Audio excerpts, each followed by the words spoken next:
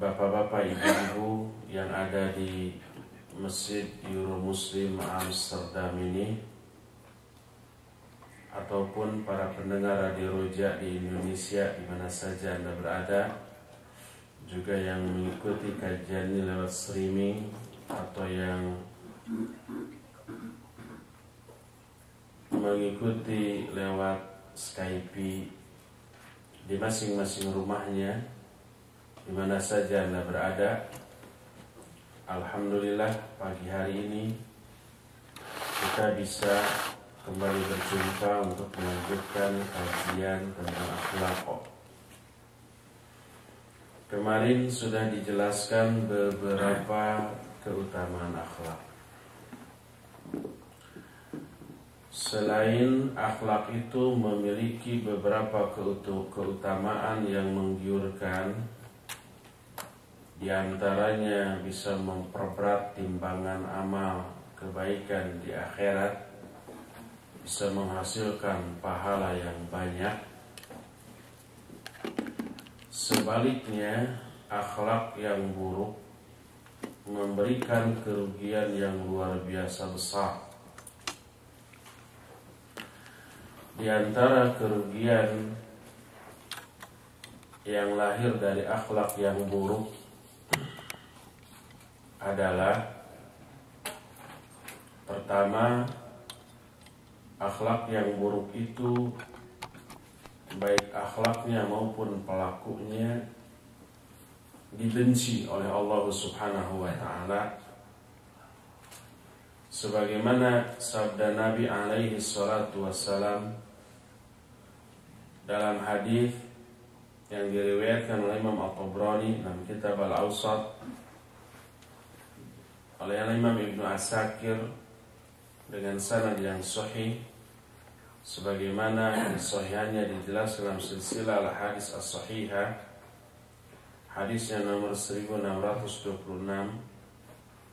Nabi SAW bersabda, Innallaha ta'ala jamilun yuhibbul jamal wa yuhibbu ma'aliyal akhlaq wa yakrahu safasifaha. Sesungguhnya Allah itu indah dan mencintai keindahan, mencintai ketinggian akhlak, dan membenci keburukan akhlak.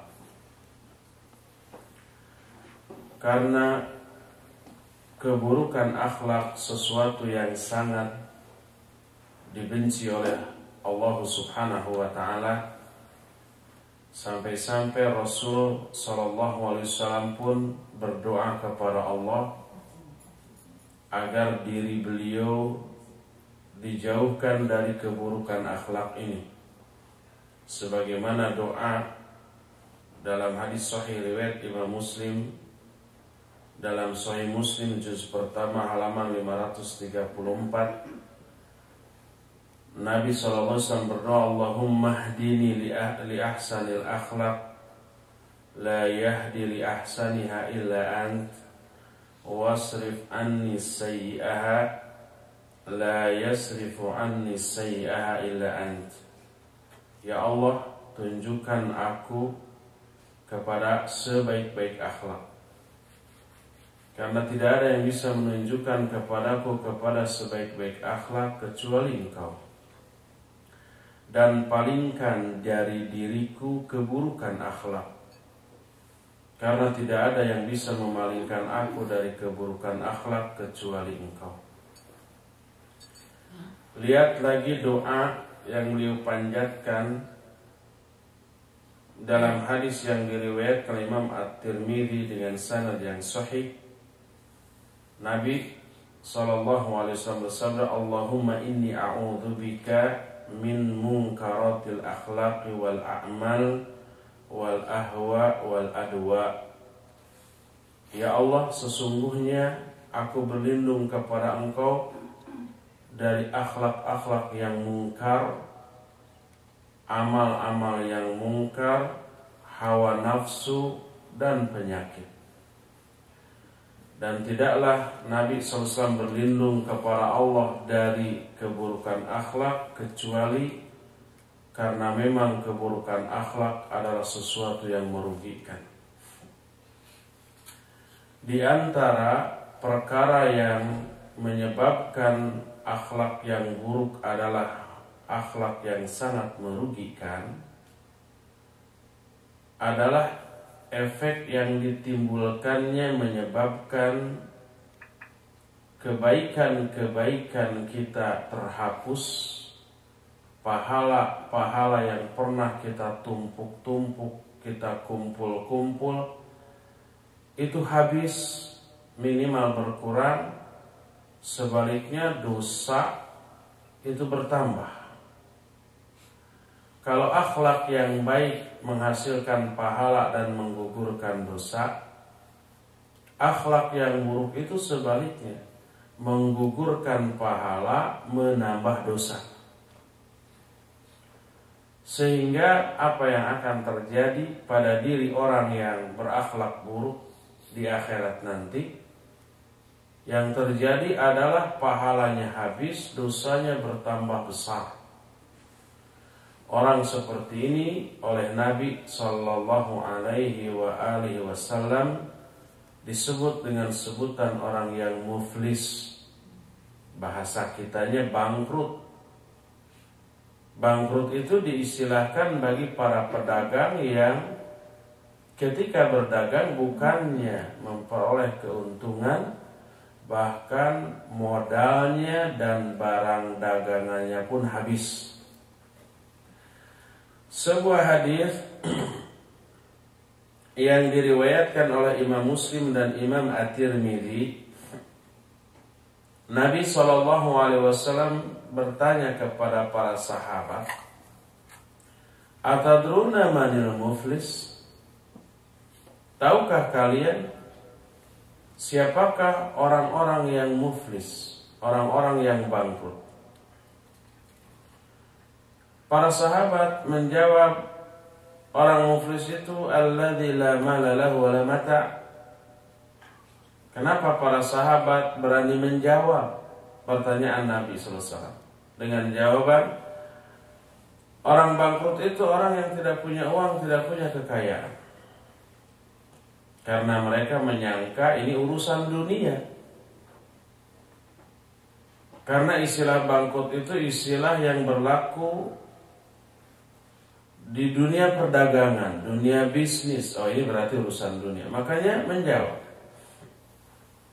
Kata Nabi SAW, bukan. Tapi beliau menyatakan, innal muflisa min ummati may ya'ti yaumal qiyamati bi salatin wa siyamin wa zakatin wa ya'ti wa qad syatama hadha wa qadhafa hadha wa akala mala hadha wa safaka damma hadha wa daraba hadha. Orang yang bangkrut di kalangan umatku, berarti di kalangan umat Islam, di kalangan umatku adalah orang yang nanti pada hari kiamat datang dengan membawa pahala sholat, pahala saum, pahala zakat, pahala semua kebaikan. Dia datang pada hari kiamat, tapi dulu ketika di dunia dia pernah mencela si anu, pernah menuduh si anu, pernah memakan harta si anu tanpa alasan yang benar, pernah mengalirkan darah si anu, pernah memukul si anu. Jadi pernah berbuat zalim. Dan ini akhlak yang buruk. Mencela orang lain, menuduh orang lain, mengambil harta orang lain, menumpahkan darah orang lain, memukul orang lain, itu semua keburukan akhlak itu. Akhlaknya buruk. Fayu'ta hadha min hasanatihi wa hadha min hasanatihi, maka diberikanlah pahala orang tersebut kepada orang yang dizaliminya. Yang dulu pernah dipukul, nih dikasih pahala oleh orang yang memukulnya di akhirat nanti. Yang dulu pernah dituduh, nih dikasih pahala oleh orang yang menuduh tadi. Yang dulu ketika di dunia pernah dihina, pernah dicela, nih dibayar dengan pahala dari orang yang mencela dan yang menghinanya. Begitu terus. Orang yang dulu ketika di dunia pernah digibahi, diupat, diceritakan kejelekan-kejelekannya, nanti di akhirat nih dibayar dengan pahala. Makin banyak kezaliman yang dilakukannya kepada orang lain, makin banyak pahala yang dia berikan kepada orang lain tersebut. Fa'in faniyat hasanatuhu qabla ayyuqdama alaih ukhida min khatayahu. Kalau pahala-pahala kebaikannya habis sebelum kezalimannya seluruhnya terbayar, pahalanya gak seberapa banyak tuh, tapi kezalimannya sangat banyak. Jadi ketika dibayar-bayarkan pahalanya keburu habis, sementara kezalimannya masih ada yang belum terbayar, maka kesalahan-kesalahan dan dosa-dosa orang yang pernah dizaliminya dulu di dunia diambil dan dibebankan kepada orang yang zalim tadi. Selanjutnya apa? Pahalanya habis, dosanya bertambah. Faturihat alaih, ditimpakan kepada orang tersebut itu dosa-dosa.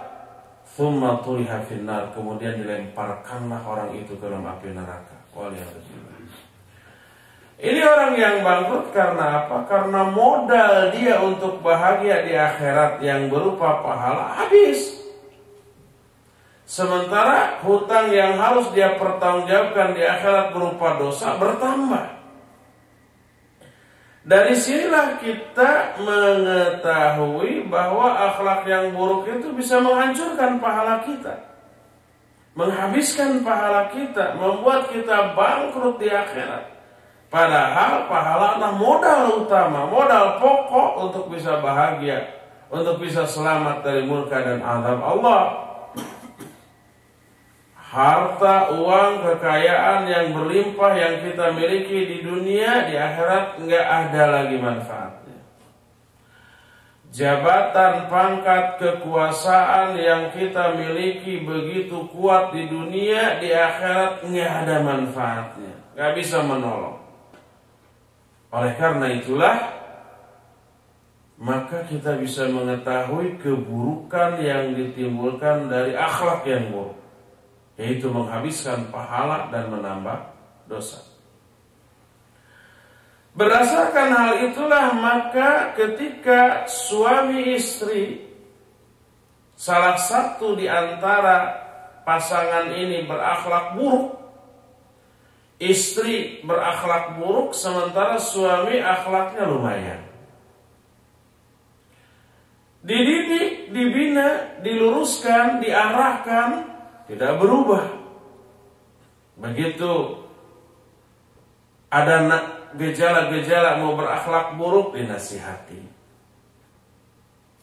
tidak mempan, terus melakukan akhlak yang buruk, diancam dengan murka dan azab Allah, tidak mempan, tidak berubah. Berkali-kali semua nasihat, semua pendidikan, semua pelajaran, semua bimbingan, nggak mempan, nggak bisa merubah keburukan akhlak istri. Dilakukanlah fase pendidikan yang kedua, yaitu hajar. Maksudnya hajar bahasa Arab, bukan hajar bahasa Indonesia. Hajar maknanya didiamkan, dimusuhi, tidak ditanya, tidak disapa, tidak diajak bicara. Berdasarkan firman Allah, wallati takhafuna nusuzahunna fa'idhuhunna wahjuruhunna. Dan wanita-wanita yang kalian khawatirkan mereka akan berbuat nusuz, didik mereka, bina mereka, nasihati mereka, ajari mereka. Kalau tidak berubah, wahjuruhunna, hajar mereka. Arti hajar, wahjuruhunna fil madaji'i, pisah tempat tidur, pisah ranjang istilahnya ya. Tapi masih di dalam rumah, bukan keluar rumah. Dengan tidur di ranjang yang lain, tidak satu ranjang sama istri. Ibnu Abbas menyatakan termasuk Hajar la yukallimuha wa la yuhaddithuha, tidak ditegur, tidak disapa. Mempraktekkan jurus GTM di hadapan istri, gerakan tutup mulut. Tidak ditanya selama beberapa waktu agar dia berubah dengan hal tersebut dari keburukannya. Kalau GTM juga tidak mempan, ditegur, tidak ditegur, tidak disapa juga tidak bisa merubah, bahkan semakin menjadi-jadi. Baru yang ketiga, wadribuhunna, pukul mereka. Boleh memukul istri kalau sudah sampai pada taraf itu, tapi pukulannya dengan syarat pertama, nggak boleh memukul bagian wajah, menempeleng, ya, memukul wajahnya, memukul kepalanya, dan nggak boleh wala tuqabbih, memburuk-burukkan walaupun isinya buruk, dengan mengatakan si hitam, si jeding, si tonggos, dan yang sejenisnya, tidak boleh. Dan juga yang kedua, tidak boleh menimbulkan bekas, apalagi sampai menimbulkan luka, berdarah, sobek, patah, nggak boleh. Menimbulkan bekas sudah jangan. Kalau yang seperti ini memukul istri, nggak akan kena tuh KDRT. Karena kalau si istri dipukul oleh suami, lapor polisi, kata polisi, mana buktinya bahwa Anda dipukul oleh suami? Nggak ada bekas kan? Nggak bisa diproses tuh. Nah, kalau sudah sampai taraf dipukul juga tidak berubah, ketika oleh suami dipukul malah nangkis terus pasang kuda-kuda, nah, ini sudah buruk banget akhlak istri yang seperti itu, ceraikan. Dan apabila tidak diceraikan, selama itu Allah Subhanahu wa ta'ala tidak akan mengabulkan doa suami yang memiliki istri yang buruk seperti itu. Sebagaimana dijelaskan dalam sebuah hadis yang sahih riwayat Imam Al-Hakim dalam kitab Al-Mustadrak. Lalu Al-Hakim menyatakan hadis ini sahih berdasarkan syarat Bukhari dan Muslim, dan pensahihan Al-Hakim ini disetujui oleh Al-Imam Adz-Dzahabi. Hadis ini juga diriwayatkan oleh Imam Al-Baihaqi dalam kitab Sunannya, Imam Ad-Dailami dalam kitab Musnadul Firdaus, diterima dari Abu Musa Al-Asy'ari, dan hadis ini juga bisa kita temukan dalam kitab Silsilah Al-Hadis As-Sahihah, hadis nomor 1805. Nabi SAW bersabda, "Thalathatun yad'unallaha azza wa jalla fala yustajabu lahum." Ada 3 golongan manusia yang apabila mereka berdoa kepada Allah azza wa jalla, doanya tidak akan dikabulkan. Yang pertama, rajulun kanat tahtahu imra'atun sayyi'atul khuluq falam yutalliqha. Seorang laki-laki yang memiliki istri yang akhlaknya jelek tapi tidak juga diceraikan, maka selama itu doanya tidak akan dikabul oleh Allah Azza wa Jalla. Padahal sholat berisi doa tidak akan dikabulkan oleh Allah Azza wa Jalla. Kedua, wa rajulun kana lahu ala rajuli malin falam yashhad alaih. Kedua, seorang laki-laki yang dia itu diminta untuk menjadi saksi atas transaksi pinjam meminjam. Kamu jadi saksi, enggak mau. Walam yashhad alaih. Itu enggak akan dikabulkan tuh doanya. Makanya maulah. Karena kalau pinjam meminjam menurut ayat tulis, ya ayyuhalladzina amanu idza tadayantum bidainin ila ajalin musamma faktub. Hai orang-orang yang beriman, Bila kalian saling pinjam meminjam di antara kalian pada waktu yang ditentukan sampai pada waktu yang ditentukan, tuliskan. Itu Al-Baqarah 282. Terus datangkan 2 orang saksi dari kalangan laki-laki. Yang diminta jadi saksi harus mau. Kalau nggak mau, doanya nggak akan dikabulkan oleh Allah. Dan ketiga, warajulun ata safihan malahu wa qala ta'ala wa la tu'tus sufa'a amwalakum. Ketiga, laki-laki yang memberikan harta orang lain, tapi orang lain yang memiliki harta ini tidak memiliki kemampuan untuk mengelola hartanya. Umpamanya anak yatim, dia memiliki warisan yang banyak, ayahnya ibunya meninggal, tapi dia masih kecil. Maka kita sebagai kerabatnya harus mengurus harta itu. Dan boleh memakan dari harta itu ala kadarnya sesuai dengan kebutuhan kalau memang kita tidak memiliki harta untuk menghidupi diri sendiri. Nebeng dari harta anak yatim boleh, asal jangan berlebih-lebihan. Lalu dikelola agar jangan sampai harta itu habis. Tidak boleh diberikan ke anak yatim sebelum dia mampu untuk mengelola harta sendiri. Kalau diberikan kemudian hancur, orang ini berdosa dan doanya tidak akan dikabulkan.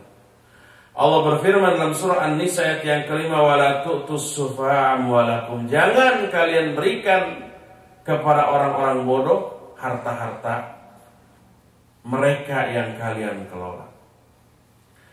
Inilah 3 golongan manusia yang tidak akan dikabulkan doanya oleh Allah. Salah satunya adalah seorang laki-laki yang memiliki istri yang akhlaknya buruk, tapi tidak diceraikan juga setelah dibina, setelah diarahkan, setelah dididik, setelah dinasihati, setelah berbagai macam metodologi pendidikan diterapkan, tetap tidak berubah dengan keburukan akhlak. Ceraikan. Ini menunjukkan pentingnya kemuliaan akhlak dan bahayanya keburukan akhlak, sehingga walaupun yang buruk akhlak itu orang lain, tapi berefek buruk juga kepada kita. Seperti akhlak yang buruk seorang istri tidak diceraikan juga oleh suami, selama itu doa suami tidak akan dikabulkan oleh Allah Subhanahu wa ta'ala. Inilah penjelasan yang menerangkan bahwa akhlak yang buruk mengakibatkan pahala yang kita miliki habis, dosa bertambah, bahkan doa juga tidak dikabulkan.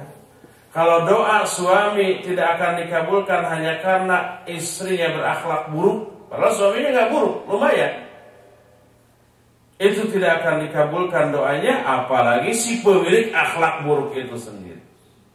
Lebih tidak akan dikabulkan lagi doanya oleh Allah Subhanahu wa ta'ala. Itulah penjelasan yang menerangkan bahwa akhlak yang buruk itu begitu buruk pula akibatnya. Pahala habis, dosa bertambah, doa tidak akan dikabulkan oleh Allah Subhanahu wa ta'ala. Selesai sudah penjelasan tentang efek dari akhlak yang buruk. Sekarang kita masuki ke penjelasan alaqatul akhlak bil aqidah wal ibadah. Apa sih keterkaitan akhlak dengan akidah? Salah satu di antara bukti keindahan Islam adalah Islam itu saling berkaitan satu bagian dengan bagian yang lainnya, dengan keterkaitan yang tidak bisa dipisah-pisahkan. Sebagaimana pernah saya jelaskan pada pertemuan-pertemuan yang lalu, pada daurah-daurah yang lalu,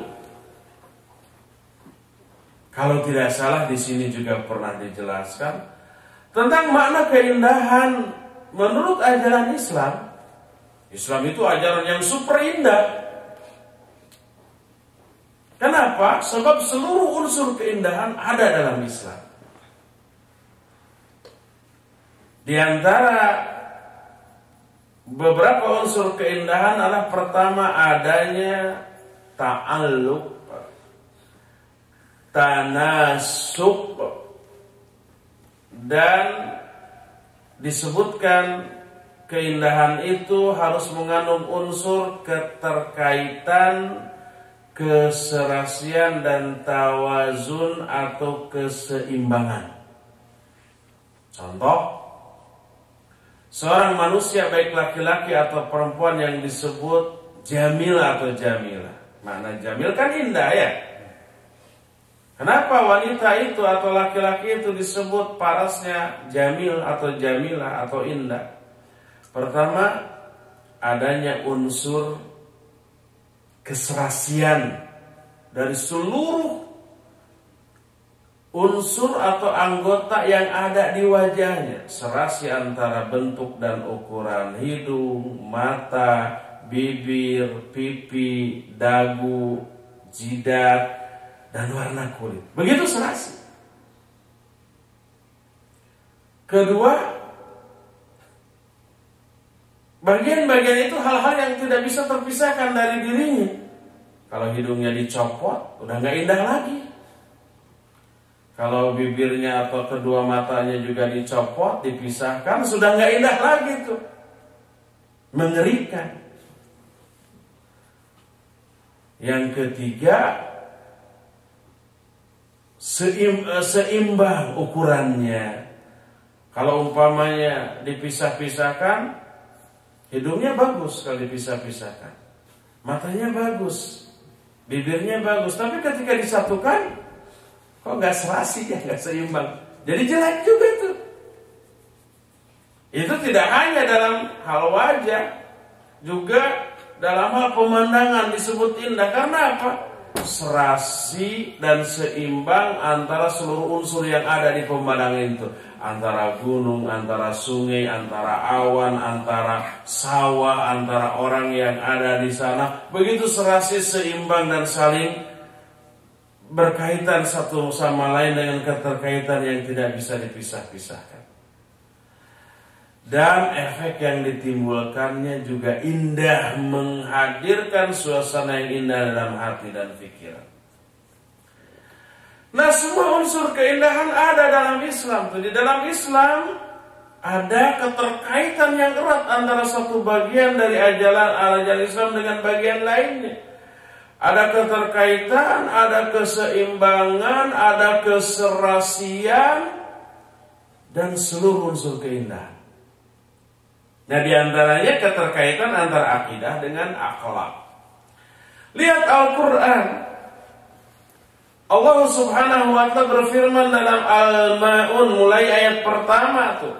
Kata Allah, "Ara'aital ladzi yukadzibu bid-din, fadzalikal ladzi yad'ul yatim wa la yahuddu 'ala ta'amil miskin." Tidakkah engkau melihat orang yang mendustakan agama? Mendustakan agama ini merupakan penyimpangan di bidang akidah.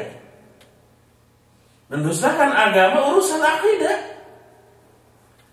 Tapi kata Allah Subhanahu wa ta'ala, tanda-tanda menyimpangnya orang itu dari segi akidah sehingga disebut sebagai pendusta agama, tanda-tandanya itu dilihat dari keburukan akhlak.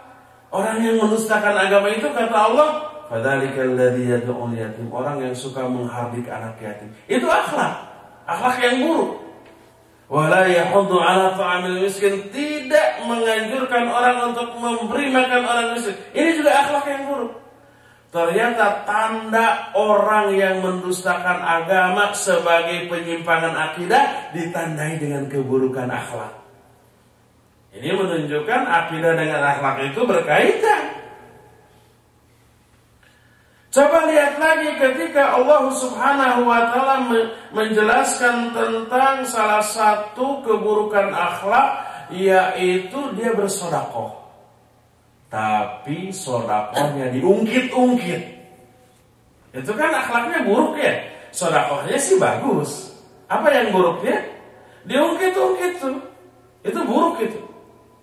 Dicerita-ceritakan gitu ya. Dan itu keburukan akhlak. Dan Allah Subhanahu wa ta'ala menyamakan keburukan akhlak berupa mengungkit-ungkit pemberian itu dengan sesuatu yang merupakan penyimpangan di bidang tauhid, yaitu riya.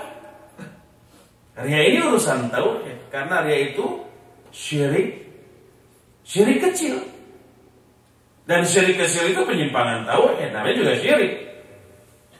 Allah berfirman dalam Al-Quran surah Al-Baqarah 264, Ya ayyuhalladzina amanu la tubtilu sadaqatikum bil manni wal adha kalladzi yunfiqu ma lahu ria'an nas wa la yu'minu billahi wal yawmil akhir. Coba lihat. Hei orang-orang yang beriman, jangan kalian batalkan pahala-pahala sedekah kalian dengan al-manni wal adha. Al-manni itu menyakiti orang yang diberi sedekah dengan ucapan. Kalau al-adha dengan perbuatan. Umpamanya ngasih sedekah tapi sambil ngomong, nih dasar pemalas, makan lu. Umpamanya ya. Atau diungkit-ungkit, kamu itu kalau nggak saya kasih sedekah nggak bisa makan, tahu nggak? Menyakiti orangnya itu. Gugur pahala sedekahnya. Tidak hanya gugur, tapi juga diazab oleh Allah Subhanahu wa ta'ala dengan 4 macam jenis azab. Sebagaimana Rasul alaihi salatu wassalam menyatakan, Salasatu la yukallimuhumullahu yawmal la yanzurullahu ilaihim yawmal qiyamah wa la yukallimuhum wa la yuzakkihim wa lahum adzabun adzim. Ada 3 golongan manusia yang Allah tidak akan melirik mereka pada hari kiamat, tidak akan memandang kepada mereka pada hari kiamat, tidak akan berbicara kepada mereka, tidak akan mensucikan mereka, dan bagi mereka azab yang sangat pedih. 3 golongan manusia. Siapa saja 3 golongan manusia ini? Pertama adalah al-musbilu izarahu, orang yang mengisbalkan izarnya. Isbal itu adalah memakai pakaian dari atas, seperti umpamanya baju gamis, sarung atau celana, tapi melewati 2 mata kaki. Terdapat tuh 4 azab yang tadi. Umum di dalam sholat juga di luar sholat. Bahkan hadis riwayat Imam Al-Bukhari menyatakan, Ma asfala minal ka'baini minal izar fa finnar. Setiap izar atau sarung yang diulurkan sampai menutupi 2 mata kaki itu neraka. Walaupun tidak ada perasaan sombong, tapi itu sudah merupakan bentuk kesombongan menurut syariat. Sebagaimana hadis sahih riwayat Imam Abu Daud, Iyyakum wal isbala fa innal isbala minal makhila. Jauhi oleh kalian isbal, karena isbal itu termasuk bentuk kesombongan. Sombong menurut Allah itu begitu tuh. Walaupun menurut kita tidak sombong. Asli tidak sombong dengan isbal ini. Iya menurut kita, tapi menurut Allah itu sombong, mau gimana lagi? Yang kita pakai parameter kesombongan menurut siapa? Kita atau Allah? Ya menurut Allah dong. Karena menurut kita ini sombong ini sudah melebar kemana-mana, tapi tidak kepada masalah pakaian.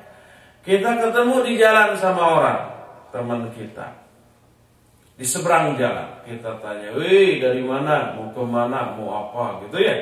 Orang yang kita panggil cuek, ngelirik pun enggak. Apa komentar kita kepada orang itu?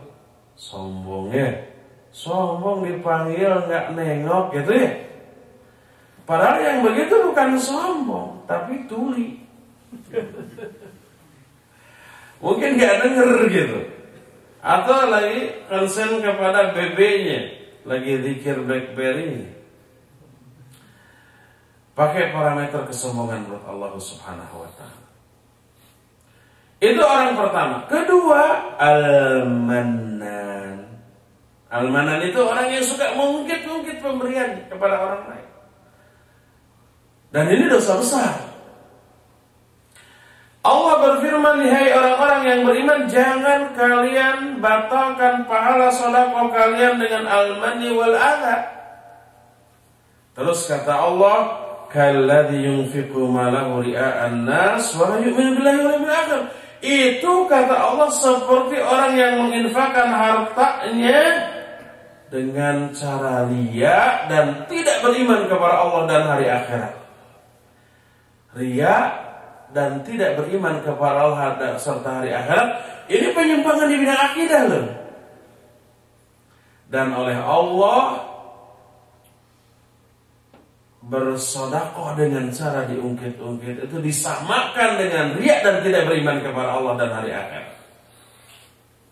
Ini menunjukkan keterkaitan antara penyimpangan akidah dengan keburukan akhlak. Coba lihat lagi hadis nih. Hadis ini sahih riwayat Imam Bukhari dan Imam Muslim. Kata Nabi sallallahu alaihi wasallam, arba'un man kunna fihi kana munafiqan khalisan. Wa man kanat fihi khaslatun minhunna kanat fihi khaslatun min nifaqin hatta yadda'a. Ada 4 perkara. 4 akhlak buruk. Siapa orang yang memiliki keempat akhlak buruk itu, dia munafik 100%. Munafikan khalisan. Murni munafik. Full munafik. Istilah munafik adalah istilah untuk orang yang menyimpang akidahnya. Karena munafik itu hatinya kafir tapi menampakkan keimanan secara zahir, pura-pura. Hakikatnya dia kafir, tapi lahiriannya menampakkan keislaman demi keuntungan duniawi, dan itu penyimpangan akidah loh.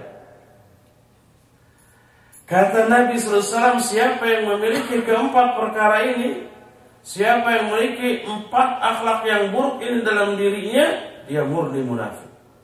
Dan siapa orang yang memiliki hanya salah satu saja di antara keempat akhlak buruk ini, berarti dia memiliki salah satu cabang dari kemunafikan sampai dia meninggalkannya.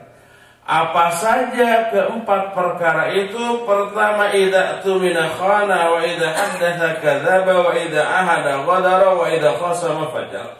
Pertama, apabila dia diamanati dia khianat. Kedua, bila dia berbicara dia berdusta. Ketiga, bila dia berjanji dia ingkar. Dan yang keempat, apabila dia bertengkar dia curang. Keempat ini akhlak yang buruk. Penyimpangan akhlak yang buruk ini oleh Allah disebut sebagai tanda-tanda orang yang menyimpang akidah, yaitu orang munafik. Menunjukkan keterkaitan akidah dengan akhlak merupakan keterkaitan yang tidak bisa ditawar-tawar, tidak bisa dipisah-pisahkan. Nah, tadi itu contoh-contoh akidah yang menyimpang ditandai dengan keburukan akhlak. Sebaliknya, kalau akidahnya lurus dan baik, akhlaknya juga baik. Kemarin sudah saya ungkapkan beberapa hadis riwayat Bukhari dan Muslim. Man kana yu'minu billahi wal yawmil akhir falyukrim dhaifa. Siapa orang yang beriman kepada Allah dan hari akhir, muliakan tamu. Memuliakan tamu itu apa? Akhlak yang baik. Kata Nabi, orang yang beriman kepada Allah dan hari akhir, ini kan akidahnya. Maka aplikasikan itu dalam bentuk kemuliaan akhlak berupa memuliakan tamu, memuliakan tetangga, berkata baik atau diam. Oh, jelas kalau begitu akidah dan akhlak adalah sinergi, berbanding lurus, berkaitan satu sama lain dan keterkaitan yang tidak bisa dipisahkan. Sehingga akhlak yang baik itu menjadi indikator keimanan. Akhlak baik, iman baik. Akhlak buruk, iman buruk. Makanya Nabi SAW menyatakan, akmalul mu'minina imanan ahsanuhum khuluqa. Kata Nabi SAW, orang yang paling sempurna imannya adalah orang mukmin yang paling baik akhlaknya. Makanya tidak bisa orang mengatakan sebenarnya iman saya tinggi, bagus, lurus, mantap. cuma saya rahasiakan, nggak ada orang tahu, biar saya dan Allah yang tahu. Tapi akhlaknya bejat, suka berdusta, suka menggibahi, suka mendolimi orang, nggak bisa. Memang iman di dalam hati, tapi ada indikatornya, yaitu akhlak.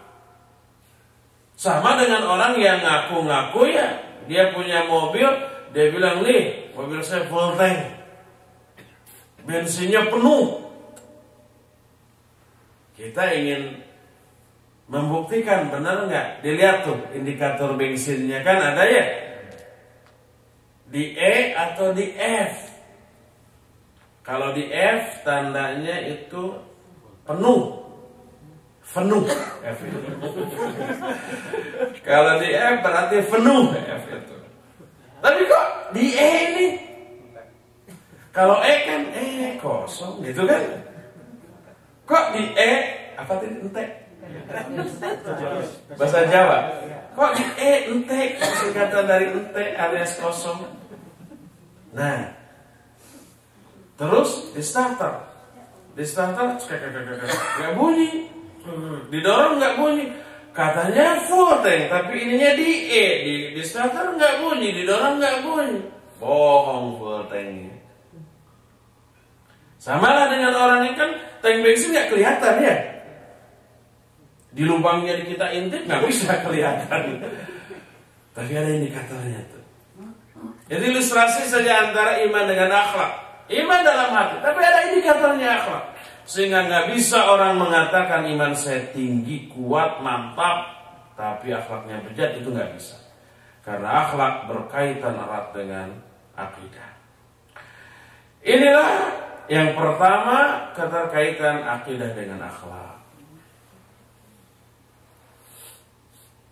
Kedua, keterkaitan antara akhlak dengan ibadah.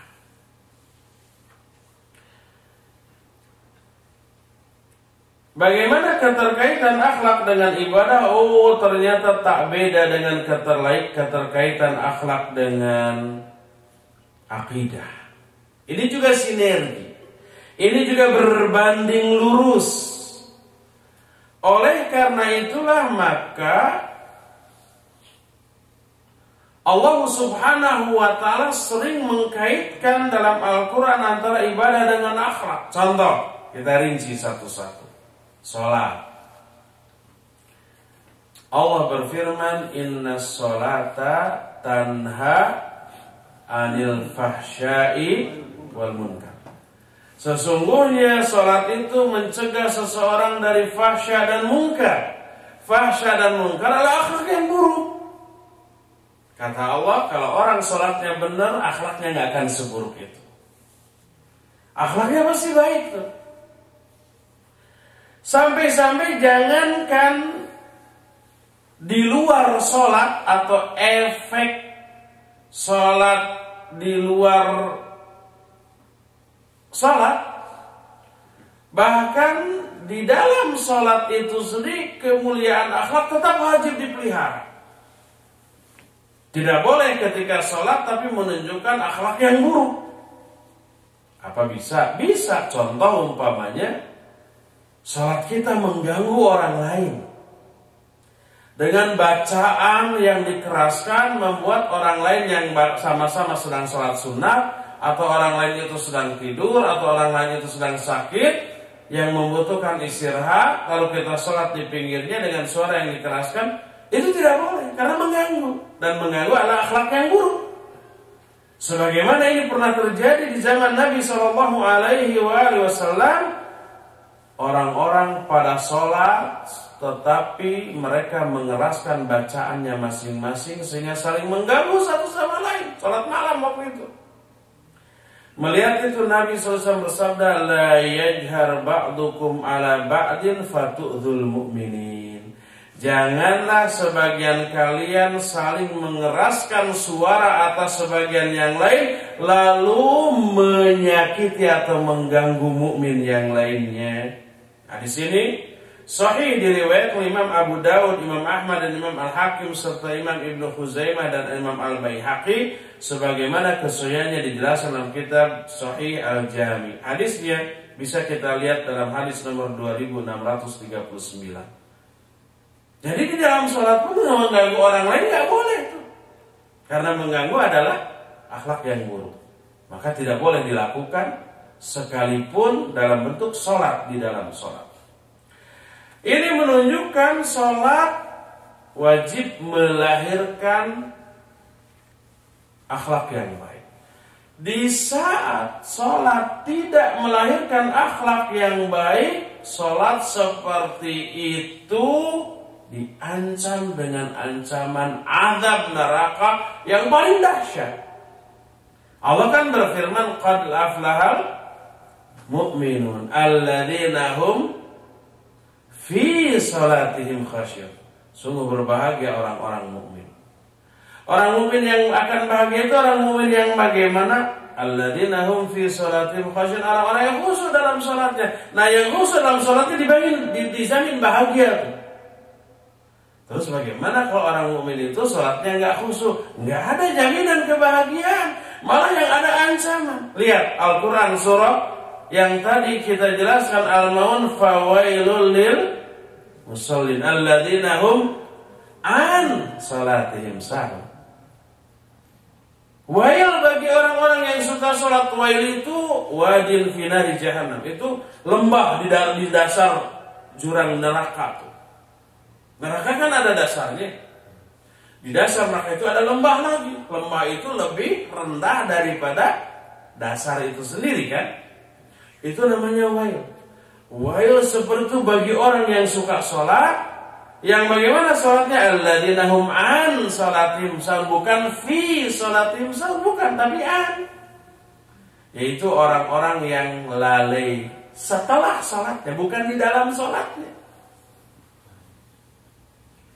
Makanya para ulama menyatakan alhamdulillahilladzi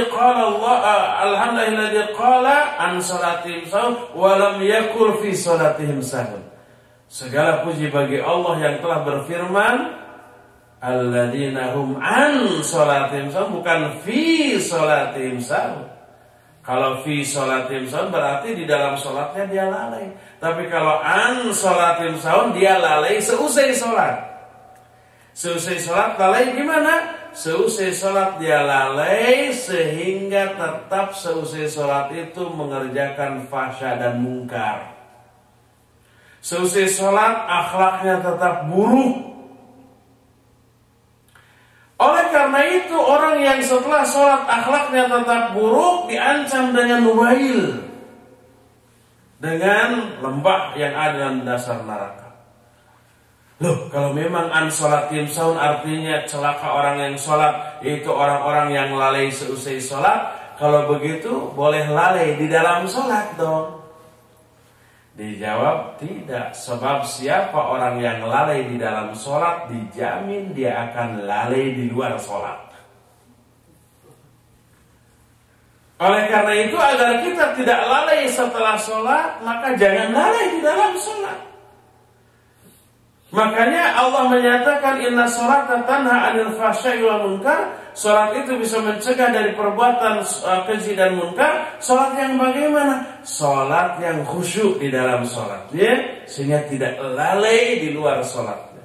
Orang yang tidak lalai di dalam salatnya, dia tidak akan lalai di luar salatnya. Orang yang lalai di dalam salatnya, dia pun akan lalai di luar salatnya. Sehingga seusai salat tetap ghibah, tetap dusta, tetap zalim, tetap melakukan keburukan-keburukan akhlak. Ini menunjukkan keterkaitan antara ibadah sholat dengan akhlak, dengan keterkaitan yang sangat erat. Ini pertama. Kedua, coba lihat zakat. Ada nggak pengaruh zakat kepada akhlak yang baik? Ada. Allah berfirman dalam surah At-Taubah 103, khudh min amwalihim shadaqatan tutahhiruhum biha wa tuzakkihim biha. Nah, ini. Ambil dari harta-harta mereka sebagai zakat untuk membersihkan mereka dan mensucikan mereka. Apa sih bedanya membersihkan dengan mensucikan? Kalau maknanya sama, ngapain diulang dua kali? Ini menunjukkan beda. Kalau mensucikan, tutahhiruhum, maknanya adalah membersihkan akhlaknya dari akhlak-akhlak yang buruk. Kalau tuzakkihi, membersihkan jiwanya, hatinya. Dua-duanya, lahir dan batin, jiwa dan raganya dibersihkan oleh apa? Oleh zakat.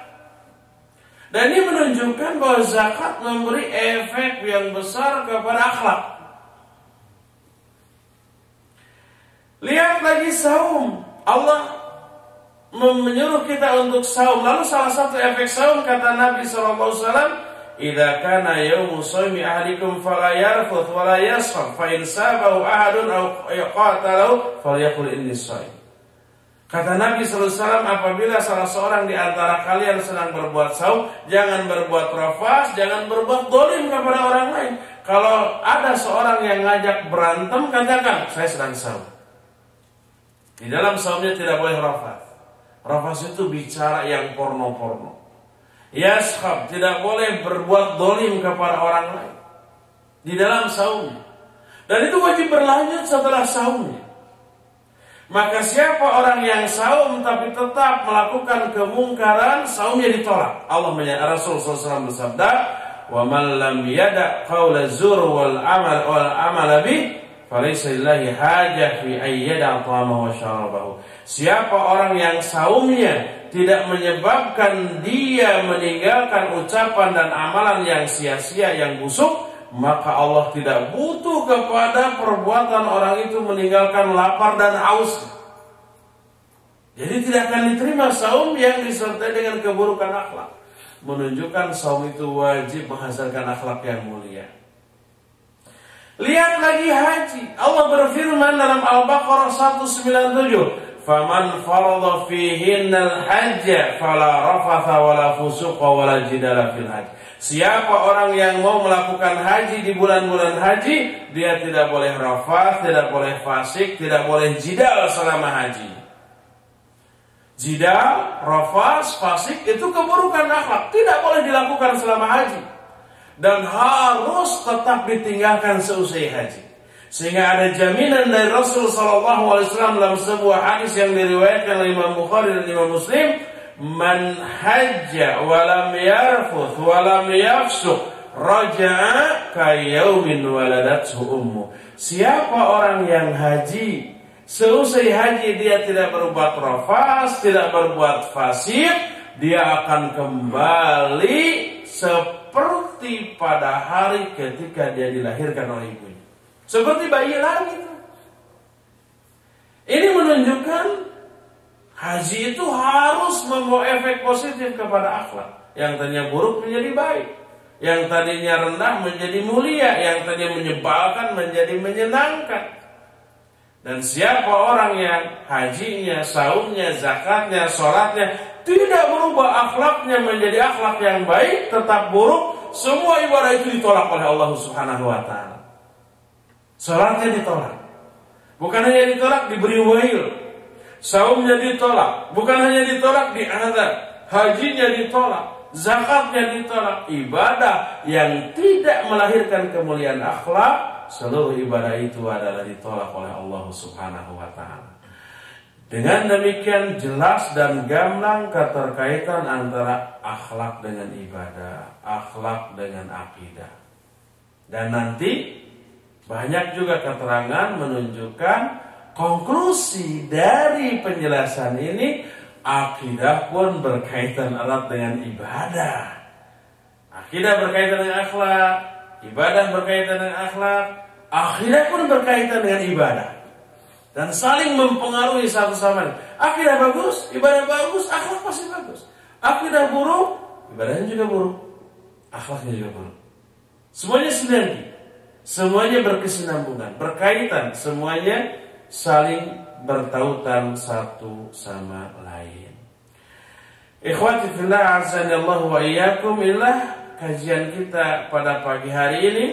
Insyaallah nanti kita akan bahas bagaimana pengaruh akhlak terhadap rokoik, terhadap kebersihan hati. Ya, nanti akan kita bahas dan bagaimana penjelasan para sahabat dan para ulama tentang akhlak ini kita akan bahas pada hari-hari yang akan datang.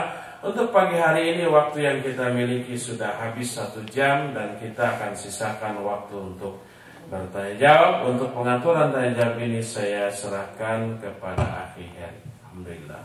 Fadhil. Baik, alhamdulillahirabbil alamin. Jazakallahu khairan katsiran Ustaz. Hadirin Bapak Ibu, saudara-saudara yang dirahmati Allah, demikian tadi penjelasan mengenai keutamaan akhlak yang keterkaitan antara akhlak dengan akidah dan juga dengan ibadah.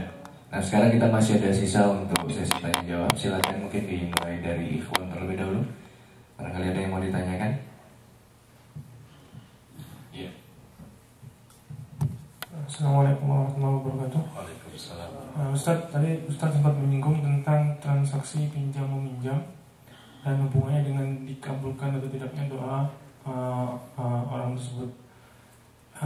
Al-Quran menganjurkan agar dalam transaksi tersebut dihadirkan 2 orang saksi dan agar untuk mencatatnya. Lantas bagaimana dengan transaksi tersebut Ustaz apabila tidak ada saksi dan tidak dicatat, apakah hukumnya? Mohon penjelasannya. Iya, setiap perbuatan yang tidak sesuai dengan syariat Allah pasti menimbulkan masalah. Termasuk pinjam meminjam, disebutkan pertama harus ditulis, kedua harus ada 2 saksi. Dan kalau laki-laki cukup 2, tapi kalau wanita 2 wanita 1 laki-laki, sehingga 3 orang. Bahkan apabila tidak ada orang muslim di tempat itu, yang ada hanyalah orang kafir, boleh orang kafir pun dijadikan sebagai saksi selama dia thiqat atau terpercaya atau jujur dengan persaksiannya. Itulah ketetapan syariat. Lalu bagaimana kalau itu semua kita tidak laksanakan? Ada teman pinjam berapa? 1.000 euro lah umpamanya, sudah dikasih. Nggak ada bukti apa-apa, itu pasti bermasalah. Pertama, itu mukhalafah dengan ayat Al-Quran. Yang kedua, kalau umpamanya suatu saat orang yang minjam ingkar, gitu ya, kapan saya pinjam? Udah dibayar. Iya betul, pinjam udah dibayar. Atau dia ingkar, enggak, saya nggak pernah. Nggak ada bukti kita. Maka kita tidak bisa menuntut. Di dunia, walaupun di akhirat tentu saja pasti ada perhitungan, tapi tidak dibayar oleh uang lagi, tapi oleh apa tadi? Pahala dibayar. Oleh karena itulah, maka kalau pinjam meminjam tidak dihadirkan 2 saksi dan tidak dituliskan, maka itu pinjam meminjam yang tidak sesuai dengan syariat. Maka tidak boleh. Jadi walaupun sedikit, ya, walaupun itu ikhwan kita yang terpercaya, kalau pinjam meminjam udah tulis saja. Nah, pada hari ini saya nama gitu ya, alamat, nomor telepon, usia dan seterusnya. Selanjutnya disebut pihak pertama, kedua si fulan, nama ini selanjutnya disebut pihak kedua. Nah, pada hari ini tanggal sekian jam anu di tempat anu si A sudah si fulan meminjam uang kepada saya dan seterusnya, dan akan dikembalikan pada hari anu dan seterusnya. Nah, kemudian saksi 2 orang. Itu yang sesuai dengan syariat dan itu bernilai ibadah. Wallahu a'lam bishawab. Baik, pertanyaan selanjutnya dari Akhwat. Ada yang mau ditanyakan, Bu? Belum. Ustaz, ada pertanyaan mengenai tadi Ustaz menjelaskan bahwasanya seorang suami yang apabila istrinya berakhlak buruk, kemudian sudah diberikan penjelasan, pendidikan dengan sebagaimana cara namun tetap buruk, itu wajib untuk dicerai. Dan apabila tidak dicerai, maka doa dari suami ini tidak bakal dikabulkan oleh Allah. Pertanyaannya, bagaimana jika sebaliknya Ustaz? Ketika seorang istri yang soleha memiliki suami yang berakhlak buruk, namun pernah dijelaskan bahwa apabila si istri ini tetap bertahan untuk tidak meminta cerai, maka di sini si istri ini akan diberikan kemuliaan di sisi Allah dengan istilahnya diberikan kesempatan untuk memilih pintu surga. Mohon penjelasannya, Ustaz. Iya. Kalau suami sekarang yang berakhlak buruk, istrinya sholihah. Kalau akhlak buruknya tersebut sampai pada taraf menjadi uzur syar'i dibolehkannya si istri untuk mengajukan khulu, dia boleh mengajukan khulu. Mengajukan khulu itu mengajukan gugatan cerai kepada suaminya. Umpamanya suaminya mabuk, suaminya berjudi, suaminya meninggalkan sholat, dan seterusnya, mukhalafah dengan syariat, bertolak belakang dengan ketetapan syariat, dinasihati sudah, didakwahi sudah, digusur ke pengajian malah lari, maka itu keburukan akhlak yang sudah sampai pada taraf menjadi uzur dibolehkannya si istri untuk mengajukan khulu. Maka boleh istri itu untuk mengajukan khulu atau gugatan cerai, karena dia khawatir keburukan suaminya bisa menular kepada dirinya.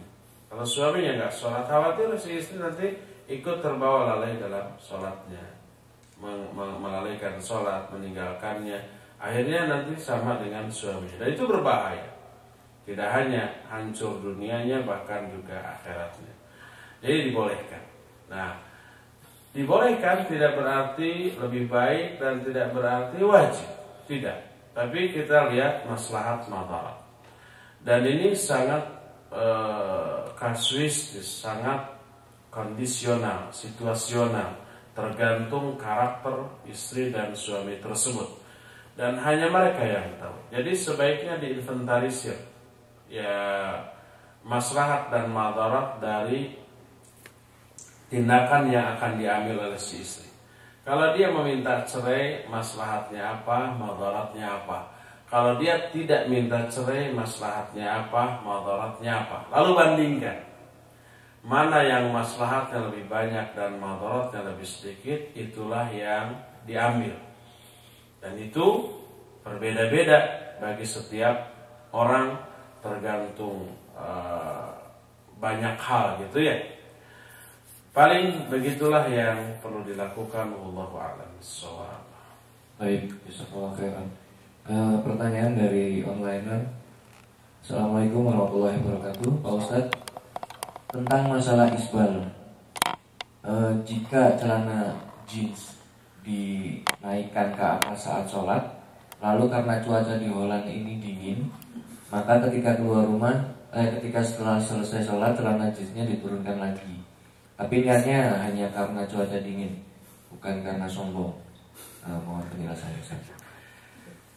Ya, tadi dijelaskan isbal itu juga terlarang di luar sholat, bukan hanya di dalam sholat. Adapun kalau alasannya karena dingin, ya masuk akal karena ada kaos kaki.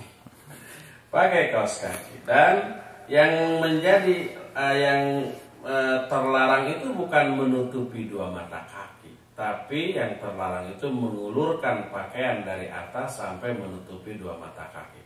Adapun kalau dua mata kaki tertutup oleh kaos kaki, oleh sepatu bot, maka itu boleh, tidak terlarang. Nabi SAW juga suka pakai khuf. Nabi SAW suka pakai sepatu menutupi dua mata kaki dari bawah. Itu boleh, nggak apa-apa. Jadi kalau alasannya hanya dingin gitu ya, pakai kaos kaki. Bahkan sebaliknya, walaupun umpamanya celananya sampai menutupi dua mata kaki tapi tidak pakai kaos kaki, dia tetap kedinginan ya.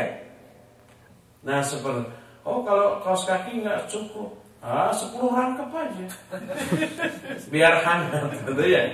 Jadi itu sama sekali bukan menjadi alasan. Wallahu a'lam bishawab. Baik, jazakallahu khairan. Silakan barangkali ibu yang ada di masjid ada yang mau bertanya. Ada.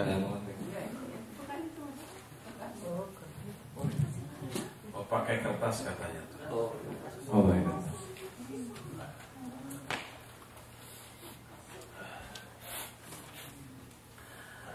Pertanyaan dari ibu. Bagaimana cara bersikap apabila ingin bersedekah kepada keluarga yang berakhlak buruk dan miskin tapi belum mau berubah? Cara bersikap apabila ingin bersedekah kepada keluarga yang berakhlak buruk dan miskin tapi belum berubah. Ya. Pertama, ada dua hal. Mensikapi saudara atau kerabat atau keluarga yang akhlaknya buruk.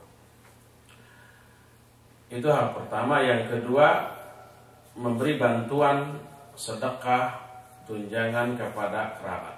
Dua hal yang berbeda. Adapun yang pertama, bagaimana mensikapi saudara yang berakhlak buruk? Tentu saja didakwahi, diberitahu, dididik, dibina. Bahkan bila perlu, dan memang ini perlu, gusur dia ke majelis pengajian. Suruh duduk agar dia mendengar kajian-kajian. Sebab salah satu penyebab keburukan akhlak pertama karena kebodohan, karena ketidaktahuan. Dia tidak tahu bahaya dari akhlak buruk. Setelah tahu, masa sih dia masih ngeyel dengan keburukan akhlak. Penyebab kedua dari keburukan akhlak adalah karena situasi atau lingkungan atau pergaulan. Mungkin dia bergaul dengan orang-orang berakhlak buruk, lalu terpengaruhlah dengan keburukan akhlak dari lingkungannya. Makanya kita ajak ke pengajian agar lingkungan pergaulannya berubah, sehingga bergaulnya hanya dengan orang-orang yang baik-baik. Dan pengaruh lingkungan kepada akhlak itu luar biasa besar. Nabi SAW bersabda, "Al-maru ala dini khalili falyanzur ahadukum may yukhalil." Seseorang agamanya itu sangat bergantung kepada agama kawannya. Maka hendaklah setiap kalian memperhatikan dengan siapa dia bergaul. Jadi kalau bergaul dengan akhlak yang buruk, kita nanti akan terbawa menjadi berakhlak buruk pula. Kalau bergaul dengan orang yang berakhlak baik, lambat laun kita akan belajar dan mengikuti kebaikan akhlak mereka. Jadi berusaha untuk mengajak orang itu ke pengajian, walaupun awal-awal ajakannya diiming-iming dengan duniawi. Yuk ngaji, nanti selesai ngaji saya kasih 10 euro. Dia kan mau tuh demi 10 euro, itu awalnya nggak apa-apa. Nanti besok lusa dia nggak punya uang, bilang lagi ngaji yuk, bisa begitu? Yang dapat 10 euro lagi. Nanti pas di pengajian dia mendengar dakwah, mendengar uraian Quran Sunnah, ternyata Islam menjadi hal yang paling berharga daripada dunia dan di sini. Sehingga para ulama membolehkan berdakwah, membujuk orang kafir dengan harta terlebih dahulu. Makanya salah satu di antara golongan orang yang berhak menerima zakat adalah mu'allaf. Mu'allaf itu orang yang sedang dibujuk hatinya, baik dia masih kafir kemudian sudah ada kecenderungan kepada Islam, dibujuk dengan harta agar masuk Islam, ataupun orang yang baru masuk Islam tapi masih lemah, dikuatkan dengan diberikan harta zakat. Ketika Nabi SAW selesai menaklukkan kota Mekah lalu pulang ke Madinah, di jalan di lembah namanya Hunain diserang oleh sekelompok orang perang. Awalnya kalah tapi kemudian akhirnya menang, memperoleh harta rampasan perang yang banyak. Dibagi-bagi. Dan orang-orang yang baru saja masuk Islam dari penduduk kota Mekah yang kemudian baru masuk Islam, ikut hijrah, ikut pindah ke Madinah, diberi sampai 100 ekor unta. Unta berapa ya? Katakanlah 20 juta rupiah satunya. Kali 100. Seorangnya tuh berapa tuh? 2 miliar ya? Seorang 2 miliar. Dikasih. Tapi sahabat-sahabat yang senior yang sudah lama masuk Islamnya enggak dikasih sebesar itu, sebanyak itu. Nabi SAW suatu saat memiliki ternak yang banyak sampai memenuhi padang yang ada di sana. Dan beliau punya itu dari rampasan perang, 1/5 kan milik Rasul SAW.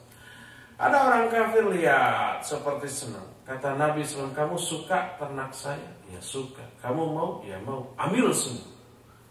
Dia ambil semuanya. Digiring ke kampungnya. Gak ditinggalin satu pun. Sampai di kampungnya dia berkata kepada orang-orang, ayyuhan nas aslimu fa inna Muhammadan qad a'ta'a man lam yakhshal faqr. Hai manusia, Islamlah kalian, karena sesungguhnya Muhammad memberikan pemberian orang yang tidak takut miskin. Orang-orang melihat, itu diberi. Akhirnya mereka berbondong-bondong masuk Islam dengan niat ingin diberi awalnya. Dan diberi, tapi dibina. Setelah dibina, mereka sadar dan menjadikan Islam itu jauh lebih berharga daripada dunia dan isinya. Oleh karena itu, dibolehkan kita mendakwahi orang berawal dengan harta. Dibujuk dengan harta. Yuk ngaji. Nanti saya kasih 1 kali ngaji 10 euro. Bisa-bisa dia menyatakan sehari 3 kali ngaji ya. Biar dapat 30 euro sehari. Kan lumayan. Sebulan kan sudah hampir 1.000 ya, 900 euro tuh. Gak usah kerja, ngaji aja kerjanya. Tapi nanti dia terbina, dia mendengar ceramah, mendengar keikhlasan, mendengar dahsyatnya Islam. Lama-lama hidayah masuk, dia menjadikan Islam sebagai sesuatu yang jauh lebih berharga daripada dunia dan isinya. Bolehlah berubah. Jadi boleh ibu yang tadi kalau keluarga akhlaknya buruk dan kita biasa memberi, kita bilang selama kamu gitu saya nggak akan kasih lagi deh. Kalau kamu mau saya kasih, berubah tuh, jangan begitu. Itu dibolehkan. Wallahu a'lam bishawab. Baik, sedikit melanjutkan saat ini pertanyaannya hampir sama. Kalau tadi dikatakan ketika si anak tadi yang sudah diberi uang itu tidak berubah, lalu si pemberinya ini langsung mengatakan jika kamu tidak berubah maka akan tidak saya kasih lagi. Nah bagaimana kalau si yang memberinya ini misalnya budenya untuk mengantisipasi dia menceritakan ke saudara-saudaranya yang lain. Dengan contoh dia sudah memberikan uang ke si fulan, si anak tadi, tapi dia gak berubah, lebih baik jangan dikasih uang lagi nih anak. Ini bagaimana? Iya, kalau keburukan anak tersebut tidak berkaitan dengan uang yang diberikannya, uangnya tidak dipakai mabuk, tidak dipakai judi, tidak dipakai zina, tidak dipakai hal-hal yang bersifat maksiat dengan uangnya, gitu ya. Keburukan akhlaknya tidak berkaitan dengan uangnya, sehingga uangnya itu tidak menjadi penunjang bagi keburukan akhlaknya. Maka kita tidak boleh bertekad untuk tidak memberi lagi kepada orang itu. Tetap memberi berdasarkan hadis suatu saat Abu Bakar As-Siddiq radhiyallahu an memiliki seorang pembantu. Tapi kemudian pembantu itu memfitnah Aisyah radhiyallahu anha. Dalam kisah hadithul ifki, Aisyah kan difitnah oleh Abdullah bin Ubay dan gembong-gembong munafik yang lainnya. Nah, termasuk ini. Padahal orang ini selalu dikasih oleh Abu Bakar As-Siddiq, selalu diberi, disantuni, diperhatikan, dipedulikan, gitu, dibantu. Tapi ikut memfitnah. Setelah terbukti Aisyah radhiyallahu anha bersih dari semua tuduhan berdasarkan turunnya ayat dalam surah An-Nur, mulai ayat 11 sampai seterusnya, Abu Bakar geram kepada orang ini lalu berkata, demi Allah saya tidak akan pernah memberi apa-apa lagi kepadamu.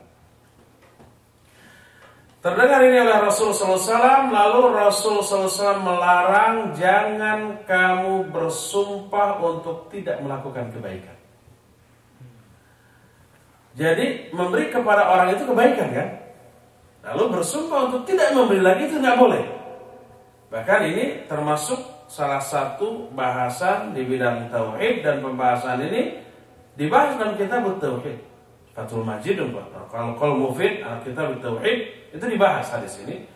Jadi kita dilarang bersumpah untuk tidak memberi kepada orang lain. Walaupun orang yang lain itu apa? Buruk akhlaknya, jahat, dibaikin, dia balas dengan kejahatan, kan gitu. Akhirnya Abu Bakar menggugurkan sumpahnya, kemudian tetap memberi kepada orang tersebut. Jadi kalau ada kerabat kita yang buruk akhlaknya, tapi keburukan akhlaknya tidak berkaitan dengan uang yang diberikannya, tetaplah berbuat baik. Dan berbuat baik dalam bentuk memberi kepada kerabat termasuk salah satu di antara silaturahmi yang wajib dilakukan. Tapi kalau uang yang diberikannya menunjang keburukan akhlaknya, umpamanya dia buruk akhlaknya itu suka mabuk, suka judi, suka zina, begitu kita beri langsung dia lari ke sana tuh. Maka jangan. Karena apa? Karena pemberian kita itu mendukung kemaksiatan dia. Jangan diberi. Dan harus dicegah dengan cara apapun. Salah satu cara pencegahannya adalah diputusnya atau dihalanginya dia dari berkemampuan melakukan kemaksiatan. Dan salah satunya gak diberi uang. Dia merengek, minta dong, saya mau mabuk nih. Jangan, gak boleh dikasih. Minta nih, saya kalah melulu, sekarang pasti menang nih, gitu ya. Jangan dikasih. Gak boleh, kalau memberi kita berarti ta'awun alal itsmi wal udwan. Kerjasama mendukung dosa dan permusuhan, maka itu tidak boleh. Jadi kalau pemberian kita menjadi penunjang keburukan akhlak dia, jangan dikasih. Tapi kalau tidak ada kaitan antara uang dengan keburukan akhlaknya, tetaplah memberi. Wallahu a'lam bishawab. Baik, jazakallahu khairan katsiran. Alhamdulillahirabbil alamin. Bapak Ibu, saudara-saudaraku yang dirahmati Allah, sekiranya untuk kajian pada pagi hari ini kita cukupkan, dan insyaallah akan kita lanjutkan kembali pada subuh esok insyaallah. Dan nanti untuk siang kita ada tabligh akbar dengan tema Islam bukan agama teroris, yang insyaallah akan disampaikan juga oleh Ustaz Abu Haidar As-Sundawi hafizahullah jam 2:15. Dan bagi pendengar yang mengikuti melalui Radio Roja berarti di Indonesia jam 7:15 insyaallah. Baiklah, kurang lebihnya mohon maaf yang sebesar-besarnya. Jazakumullah khairan katsiran. Subhanakallahumma wa bihamdika asyhadu an la ilaha illa anta astaghfiruka wa atubu ilaik. Billahi taufiq wal hidayah wal inayah.